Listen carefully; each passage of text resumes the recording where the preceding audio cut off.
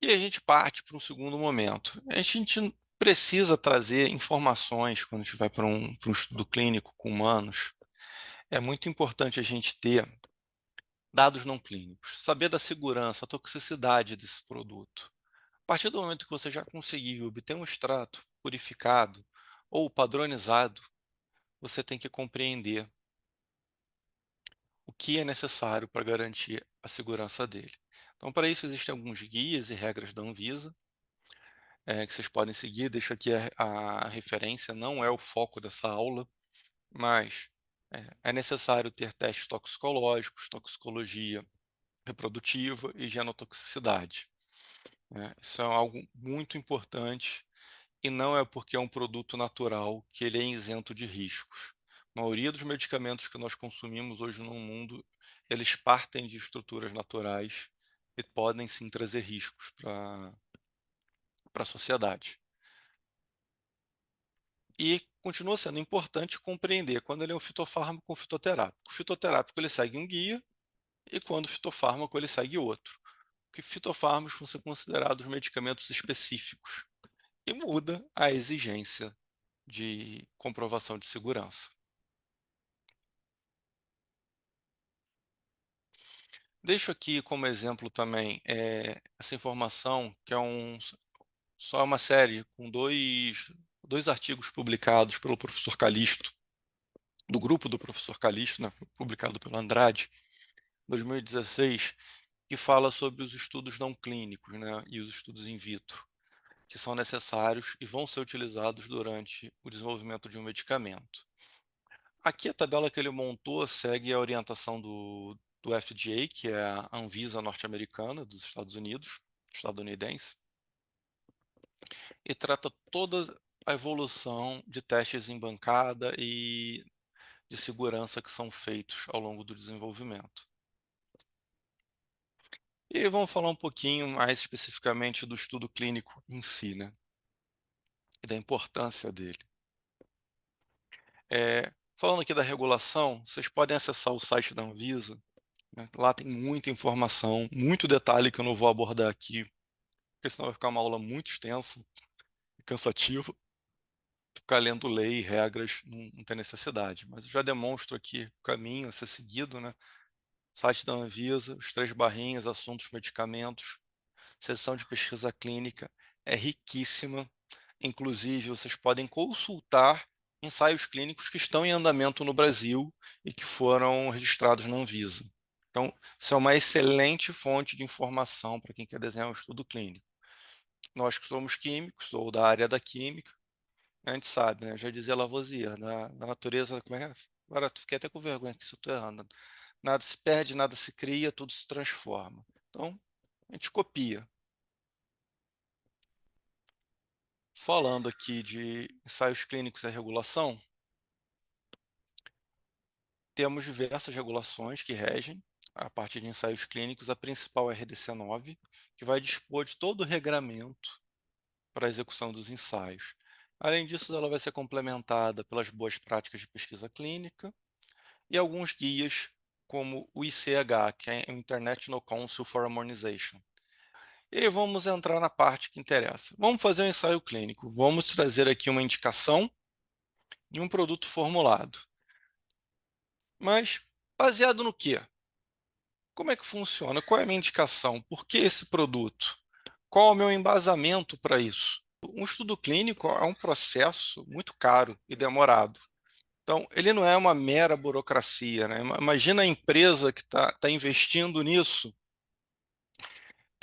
obter um resultado negativo no ensaio dela, porque o produto que ela está fornecendo para o ensaio não é padronizado. Ela vai me oferecer vários lotes diferentes, e se ela não tiver esse controle, a gente vai ter pessoas que vão estar recebendo um produto que vai fazer efeito e um outro produto que não faça efeito. E as pessoas vão estar recebendo isso, vou ter um resultado final que indica que o produto não é bom, não tem eficácia contra uma determinada indicação, mas poderia ser que ele tivesse, ou que o meu resultado tenha dado uma eficácia muito baixa, que não justifique o produto como um medicamento. Então, ter esse controle prévio é fundamental para um estudo de alta qualidade e seguro. Aqui até fazendo um comparativo, né, com as outras formas de acesso que a Anvisa libera no Brasil, que são os produtos por importação individual, que pode ser qualquer tipo de produto, desde um suplemento alimentar até mesmo um outro medicamento que possa existir, ou a flor bruta, que esse aqui agora já não pode mais. A gente não tem como garantir que esses produtos têm padronização, a gente não tem documentação deles.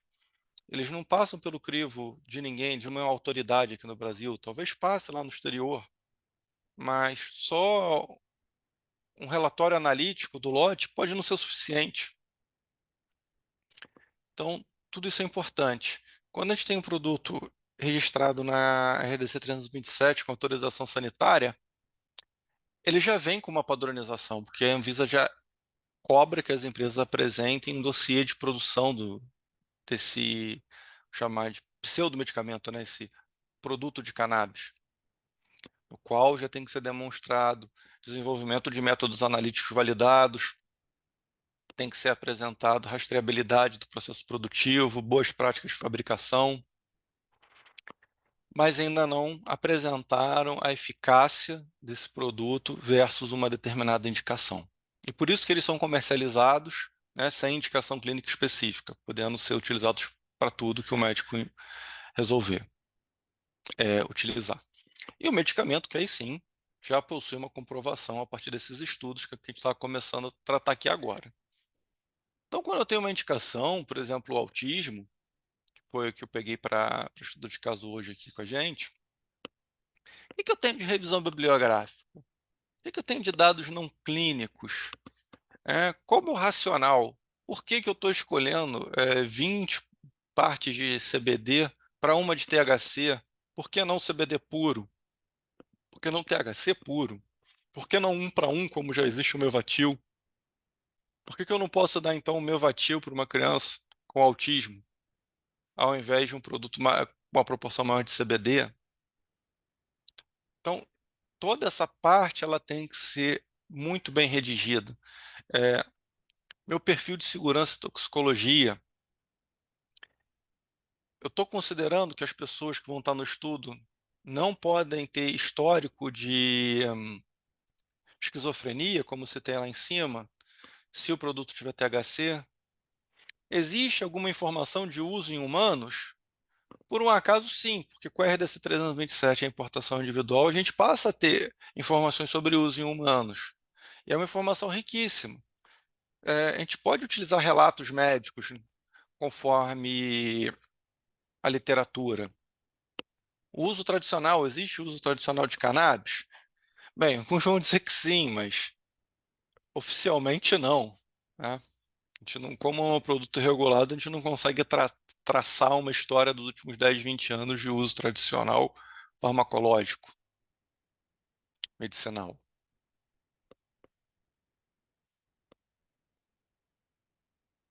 E aí, quando a gente vai fazer um ensaio clínico, a gente precisa reduzir uma coisa chamada viés.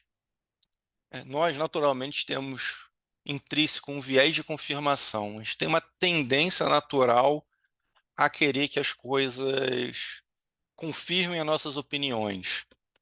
Então, se eu entro num estudo, né, eu quero comprovar que cannabis serve para autismo. Se eu já entro com esse pensamento, tudo que me informar o contrário, eu vou tentar. Pode ser inconscientemente tirar. Eu não quero coisas que reprovem a minha ideia. Eu quero que dê certo. E isso é um perigo. A gente tem essa tendência natural. Quando você vai para o método científico, em que você quer começar a tirar todas as suas seus vieses, todas as suas variações do projeto, é que você começa a ter uma noção mais correta daquilo que está sendo tratado. Então, você tem níveis de evidências. Então, quando a gente vai fazer um estudo clínico, a gente quer que ele seja o mais controlado possível, né? Então, a gente começa buscando opiniões de especialistas, entendendo, tendo experimentos in vitro. E depois em humanos, relatos de casos, que a gente já tem bastante, que é aquela coisa, puxa, meu tio tomava alprazolam todo dia, o outro tomava Rivotril, passou a tomar canabidiol, melhorou. Largou o uso desses tarja pretas horrorosos. Mas será que foi o canabidiol mesmo? Isso é um relato de caso, caso isolado. Quantos relatos de caso eu preciso ter, né? Nós somos facilmente influenciáveis psicologicamente pelas coisas ao nosso redor. E às vezes a gente faz mais de uma coisa ao mesmo tempo. Talvez o meu tio, quando começou a usar o canabidiol e parou de usar o Rivotril para dormir, ele também passou a fazer exercício, ele mudou a dieta, sabe? Mudou, trocou de emprego, mas foi o canabidiol que me fez largar a tarja preta. Então, a gente tem que eliminar variáveis. Então, a gente precisa subir nesses relatos, na qualidade dessa informação. Então, eu vou sair de um relato para uma série de casos, um estudo de caso controle, que é aquele que você é um caso isolado ou dois, mas que eu estou olhando para ele ali de perto, tendo certeza que as outras variáveis não estão. Estudos observacionais, né? Aqui uso um termo muito comum em pesquisa clínica que é coorte. Né? É um termo que é muito usado em demografia, epidemiologia, até na educação, que é um conjunto de pessoas que compartilham o mesmo evento, elas têm uma padronização. Assim como nós padronizamos o produto lá em cima, a gente padroniza as pessoas que vão tomar ele. E quando a gente consegue ter ali uma coorte, né, um grupo de pessoas padronizado que estão usando cannabis, a gente já começa a ver uma evidência se destacando sobre as outras. Pegar o caso da epilepsia. Muitas crianças com um tipo específico de epilepsia começam a aparecer, a ter melhoras usando canabidiol. Muitas. Vamos aí. Isso já é interessante. Eu tenho um grupo que é bem específico, crianças com epilepsia. Aí a epilepsia tem vários subtipos. Eu vou citar aqui, Dravet. Epilepsia, aí tem uma outra que fugiu o nome. Vou falar só da Dravet que eu me lembrei. Epilepsia Dravet. Pô, tem um grupo de crianças com epilepsia Dravet que estão tomando isso porque nada funcionava, os pais ouviram falar, estão tomando e melhoraram. Isso aí é uma evidência mais forte um pouquinho, mas eu tenho que começar a tirar os outros vieses do entorno. Será que trocaram a medicação que elas tomavam antes? O que é mais que está acontecendo naquela casa? Quais são os estímulos? Então, tudo isso começa a pesar. Você tem estudos clínicos não randomizados, que são estudos que você não usa aleatoriedade, você conhece quem está tomando, quem não está. Você começa a aumentar isso em estudos clínicos randomizados, com menos de 1.000 indivíduos, que geram uma evidência forte. O que é que acontece? Você desenha um estudo, você divide as pessoas em grupo, as pessoas não sabem se elas estão tomando o produto, o medicamento de cannabis ou outro qualquer, frente a um placebo, ou comparado a um outro medicamento que já existe. Elas são expostas, você tem grupos de pessoas muito semelhantes, expostas aos mesmos condições, tomando os mesmos produtos, porém, uma toma o placebo, outra toma o medicamento. Quanto maior for esse grupo, melhor a sua estatística, mais segurança você tem. E por aí vai. Esse tipo de estudo com mais de 1.000 indivíduos, revisões sistemáticas que buscam na literatura vários estudos parecidos, e aí meta-análises, que é muito mais complexo, que aí só vai acontecer em medicamentos que estão há muito tempo no mercado. Isso vai aumentando a nossa confiança e a qualidade nos estudos clínicos. Falando aqui nos modelos de ensaio clínico, né? Eu estava comentando aqui agora, existem vários desenhos de ensaios clínicos, né? Eu coloquei isso aqui para ilustrar, não vou ler isso, porque senão coloco vocês todos para dormir, né? Mas só citando os tipos de delineamento, né? Caso controle, ensaios clínicos randomizados e não randomizados, estudo de coorte, estudos transversais, uma revisão sistemática, série de casos.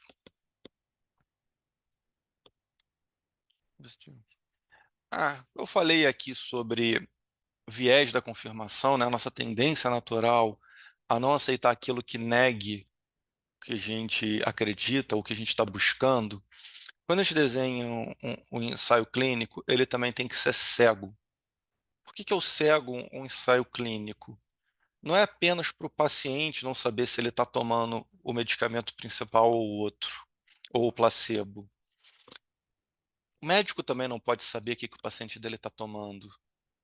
Eu mesmo que estou fazendo o estudo não sei quem está tomando. Eu crio ferramentas de aleatoriedade e níveis de controle que ninguém no estudo sabe.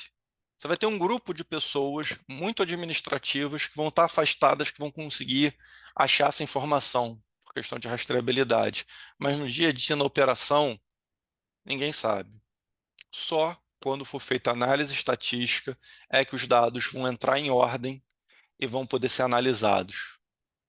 E aí sim eu consigo tirar todos os efeitos externos, intervenções humanas e até mesmo casos assim, vamos dizer, talvez humanos, né? É muito difícil você ver uma pessoa que sofre com uma doença, ela entrar no estudo e tomar o placebo. Se você souber, você não vai querer que ela tome placebo, porque você sabe quanto ela sofre daquilo.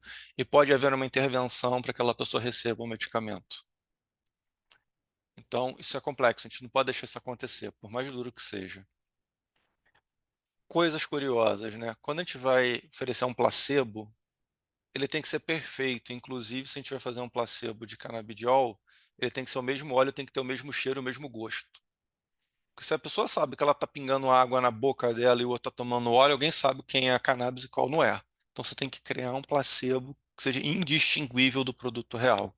Quando a gente vai desenhar um estudo clínico, a gente tem o desenho dele, tem as formas de comparar, mas eu vou ter que ter meus parâmetros de eficácia. Por que que a pessoa melhorou? O que que melhorou na pessoa? Como é que eu vou medir isso? Alguns padrões são feitos em escalas, né? Tipo escala de dor, né? Não sei se alguém já viu esses documentos, essas dramatizações que estão no Netflix ultimamente. Tem uma no Netflix, tem outra em outro canal falando dos opioides, né? Aí mostra bem aquela escalazinha da dor de 0 a 10. Existem escalas como essa para saber se você está com dor, existem escalas como essa para você avaliar desconforto, atenção, mas também existem parâmetros de eficácia que são analíticos, laboratoriais. E aí o profissional da química pode ser muito útil a ajudar a identificar metabólitos da cannabis no sangue, desenvolver métodos que talvez não existam, é, e também métodos de análise, não só para metabólitos, mas para outros compostos que podem ser de interesse para o estudo, que talvez não existam. Vai ser sempre um trabalho com muitos profissionais, né, multiconhecimento, porque a gente vai ter que colaborar com biólogos, bioquímicos, biomédicos, médicos, farmacêuticos, para desenvolver estes métodos, identificar quais são as melhores formas. E às vezes até melhorar métodos que já existem, porque tem os métodos que são caríssimos, que são praticamente inviáveis de ser feitos. Falando de estudos clínicos, né, a gente falou aí, antes de chegar nessa parte toda das fases não clínicas, ou como era chamado antigamente, pré-clínicas, mas a gente vai ter aí depois as fases do estudo clínico, que a gente ouviu falar tanto na época da Covid aí, para os ensaios com as vacinas. Os ensaios clínicos são divididos de 1 a 4, sendo fase 1 a 3 os mais conhecidos. Talvez a fase 4 seja o mais desconhecido, e ele é o que acontece para os medicamentos que já estão no mercado.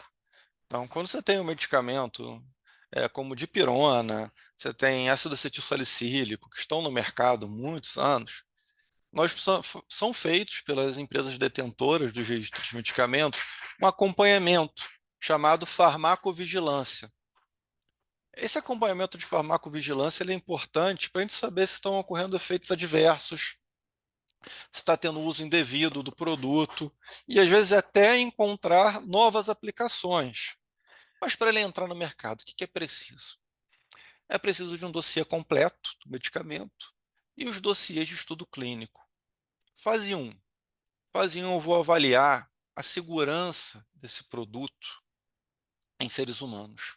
É quando eu vou fazer a farmacocinética, a farmacodinâmica, vou ficar tirando sangue das pessoas de hora em hora internadas no hospital. É um estudo feito com poucos pacientes, pacientes saudáveis, que não tenham nenhum tipo de enfermidade ligada àquilo que você quer investigar.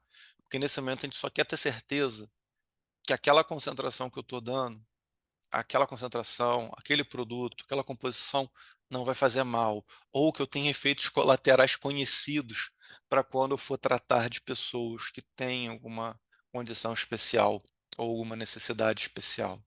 É saber qual é o efeito do corpo humano. Medicamentos novos, a gente só sabe efeito no ratinho, no cachorro, no macaco, quando sabe, né? O ser humano é completamente diferente. Então é muito importante essa parte. Em geral, né, de acordo com dados do FDA, que eu peguei aí, 70% das substâncias que vão na fase 1, elas passam dessa fase, né? Elas são aprovadas para o estudo seguinte.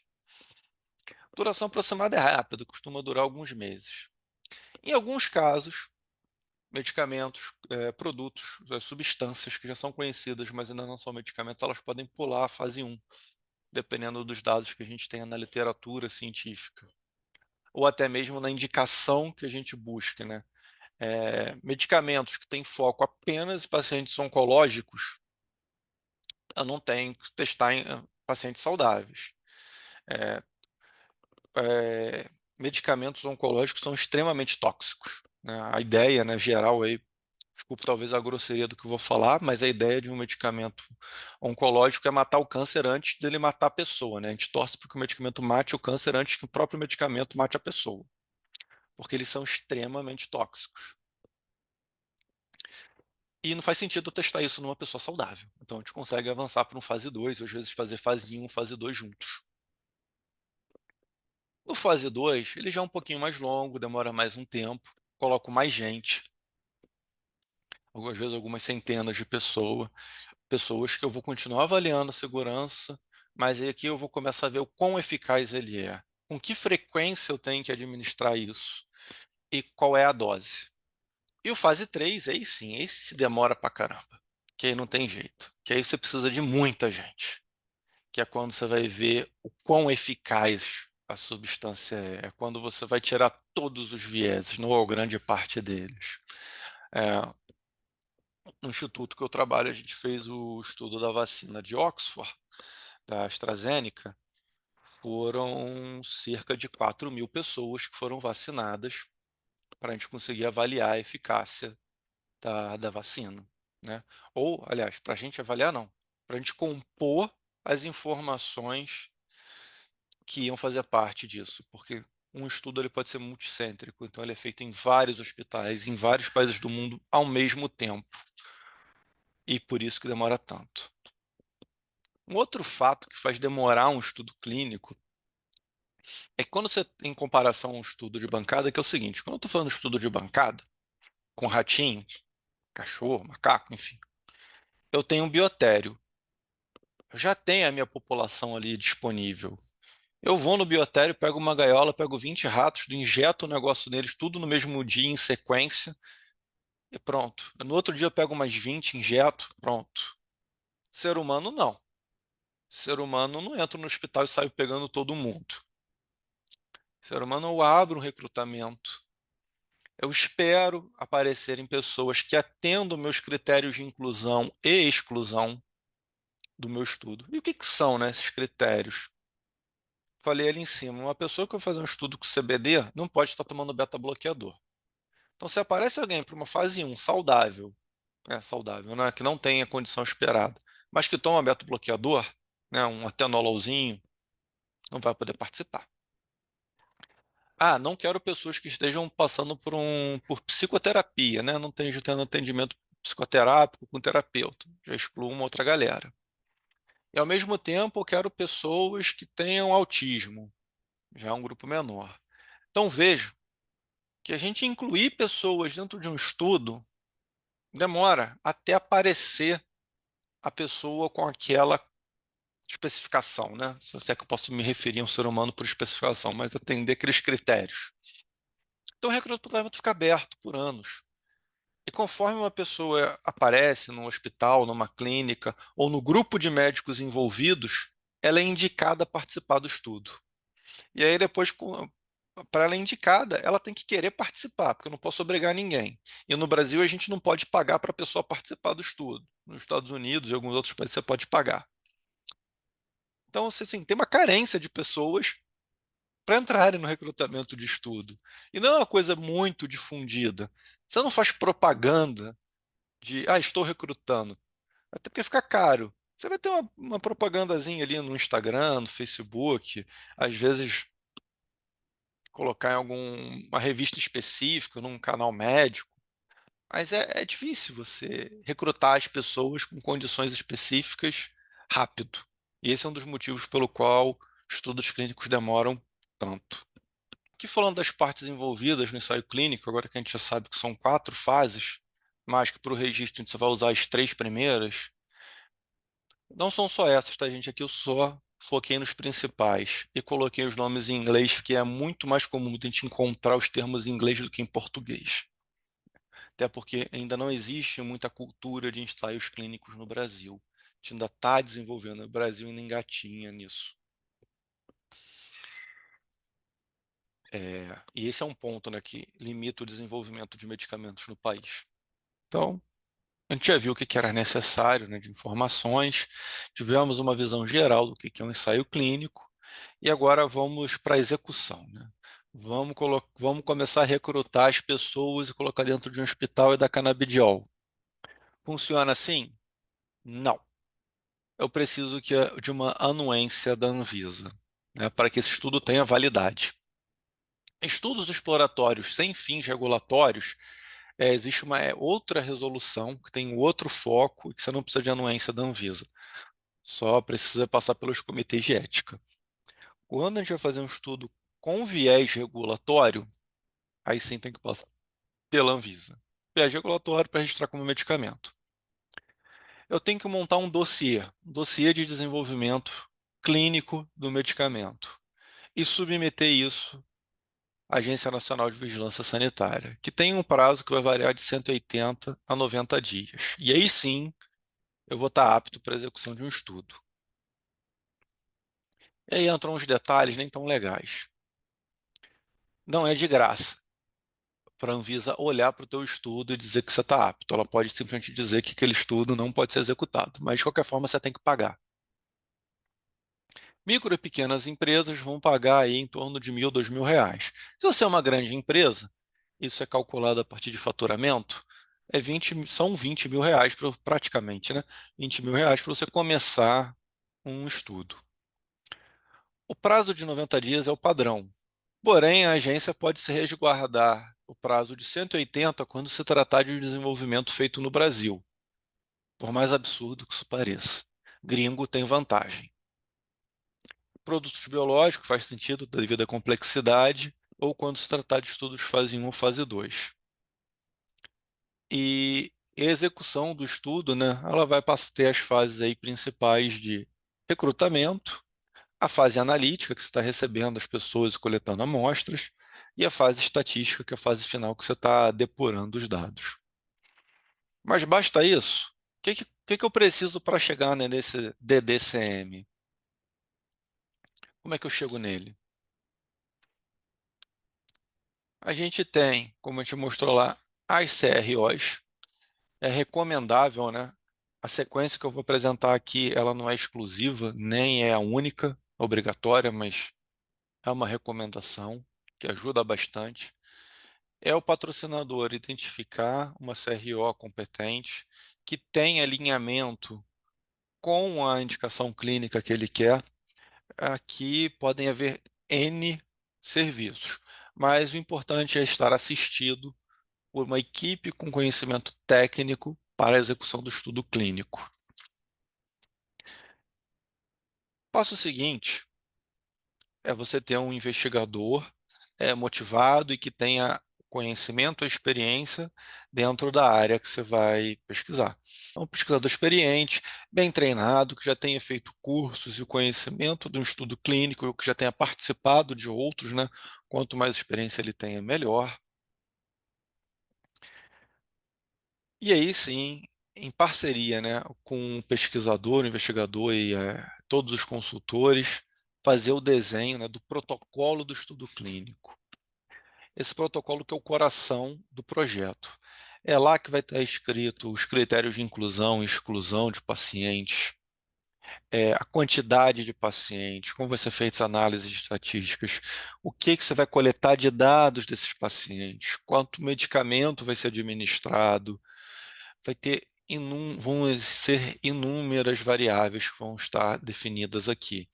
A forma como esse estudo é conduzido, né, no sentido de cegamento, tipo de placebo, se é que vai ser utilizado placebo, se vai ser utilizado placebo e comparador com outro medicamento de mercado.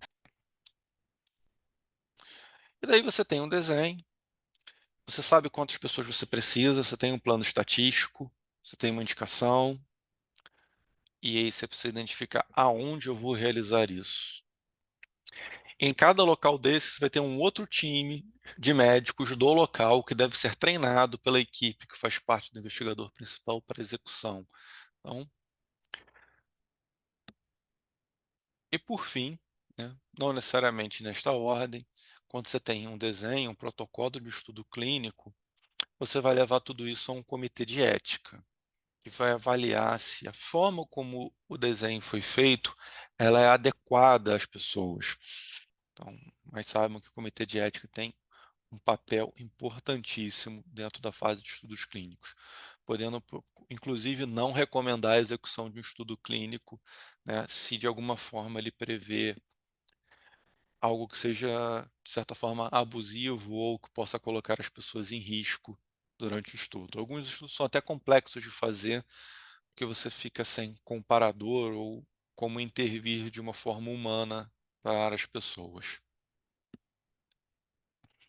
Com cannabis é menos preocupante. Existe uma discussão muito grande, né, por se tratar de uma substância, né, que vem de uma planta, ou a própria planta, com muito preconceito, com muitas dúvidas ainda.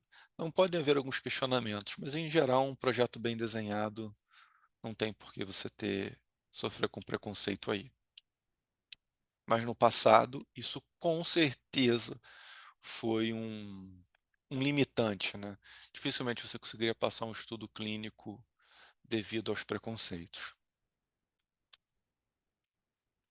E mais, ainda volto aqui falando, até 2017 no Brasil a planta não era reconhecida como propriedades farmacológicas. Então, antes dessa época você não tinha nem apoio legal para fazer o estudo clínico, ou para o estudo clínico ser aceito, porque até então a planta era considerada sem efeito terapêutico algum. E o dossiê, o que compõe ele, né? A gente chegou, a gente viu o que tem depois, a gente viu o que precisa de antes. Que tem dentro? O que compõe? Né, isso aqui é um resuminho, porque tem mais coisa, mas esses aqui são os documentos que chamam a atenção. Então, aqui, entrando em detalhes, né, o plano de desenvolvimento de medicamento vão ter os objetivos gerais, por que você está desenvolvendo esse medicamento, a duração esperada, os mecanismos de ação envolvidos, qual foi a sua teoria, qual foi a sua fundamentação, o que você se embasou para estar propondo isso que está sendo proposto aqui, né? As indicações, né, como está falando agora, e quais são os ensaios clínicos que eu estou planejando, e se já existem outros que foram realizados. Eu posso documentar aqui, relacionar que eu me embasei de outros. Como eu mostrei, eu posso consultar no site da Anvisa. Posso me basear no clinicaltrials.gov, que é um site estadunidense, mas que você vai encontrar ensaios do mundo inteiro lá. Você tem diversos repositórios de ensaios clínicos que você pode usar para copiar. Copiar é feio, né? Para se inspirar e servir de embasamento para o seu plano de desenvolvimento. A brochura do investigador. Efeitos farmacológicos, toxicológicos em animais e seres humanos, o que tiver. Informações de segurança, né? A famosa FISP, MSDS, né? E possíveis riscos e eventos adversos. Como a gente já falou, né, um produto rico em CBD a gente já sabe, tem um impacto no metabolismo do citocromo, não me lembro o número, mas vai atrapalhar diversos medicamentos. Isso tem que estar bem descrito. Se meu produto é rico naquele outro canabinoide que eu comentei, que é 30 vezes mais potente que o THC, que é o THCP, é importante que esteja na brochura do investigador essas informações. Dossiê do medicamento experimental. Eu vou descrever o IFA, né, um insumo farmacêutico ativo, ou o IFAV, né, quando a gente tratar de um insumo farmacêutico vegetal, de um fitoterápico. Insumo farmacêutico ativo vegetal, IFAV, ou IFA, sem vegetal. Desse medicamento experimental. Como eu compus esse meu medicamento experimental? Como eu cheguei naquele óleo que está no vidrinho, né? Se for um óleo, pode ser uma cápsula, pode ser, enfim, pode ser um pó. Não sei o que que a gente vai estar formulando, né? A farmacotécnica permite várias formas de administração. Vai ser um produto intravenoso? Vai ser um produto sublingual? Vai ser um produto para ser pingado na língua e engolir? Vai ser um aerossol que eu borrifo na boca? E é curioso que existem várias formas de você colocar um medicamento. O Mevatil, ele é um spray bucal, ele contém inclusive etanol, ele contém álcool, então o uso infantil não é indicado para ele. E ele é borrifado, ele tem uma válvula que borrifa como se fosse um aromatizante bucal. E ele é absorvido na mucosa da boca. Eu preciso conhecer o CIFA, as características dele todo, para produzir meu medicamento. Método de obtenção é importante, toda metodologia analítica bem caracterizada e validada, isso é fundamental, isso já é cobrado para uma autorização sanitária. E o produto tem que ter estabilidade, né? Porque imagina, você vai fazer um estudo clínico que vai demorar aí 2 anos, produz um lote. O lote tem que durar, né? Durante esse estudo. Que mais? E falando sobre os dossiês específicos do ensaio clínico, o que as empresas fazem nessa etapa, né? É ter um ensaio, o protocolo todo bem elaborado, como te comentou. Já comentei aqui que vai ser um por fase ou por ensaio clínico que a gente estiver fazendo. É preenchido um formulário submetido à Anvisa, né? Ele é basicamente a última etapa do processo aqui do DDCM. Seguindo, todo esse trabalho aqui, que é muito trabalhoso, escrever isso tudo, né? Vai ser o trabalho de medical writing. Apesar de levar esse termo de escrita médica, ele é um trabalho multidisciplinar.